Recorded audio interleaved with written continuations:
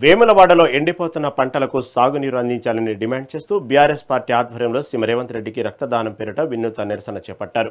రైతుల రక్తాన్ని పంటలపై చెల్లితే పంటలు పండుతాయంటూ సీఎం చేసిన వ్యాఖ్యలు సిగ్గుచేటని బీఆర్ఎస్ వేములవాడ ఇన్ఛార్జి చల్మడ లక్ష్మీ నరసింహారావు మండిపడ్డారు. తమ రక్తాన్ని తీసుకుని రైతన్నకు సాగునీరు ఇవ్వాలని డిమాండ్ చేస్తూ చల్మడ నివాసంలో రక్తదాన శిబిరం ఏర్పాటు చేశారు. కాళేశ్వరం నీళ్లను వెంటనే పంట పొలాలకు మళ్లించకపోతే పెద్ద ఎత్తున ధర్నాలు, రాస్తారోకోలు చేపడతామని హెచ్చరించారు. ఎన్నికల హామీలను నిలబెట్టడంలో స్థానిక ఎమ్మెల్యే ఆది శ్రీనివాస్ విఫలమయ్యారని విమర్శించారు.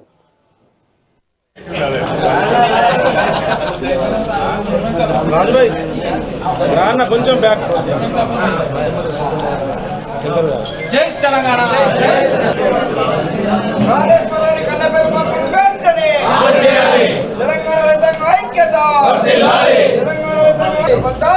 ఆంధ్ర ద్రోహులారా, ఆంధ్ర గులాంగిర్లారా.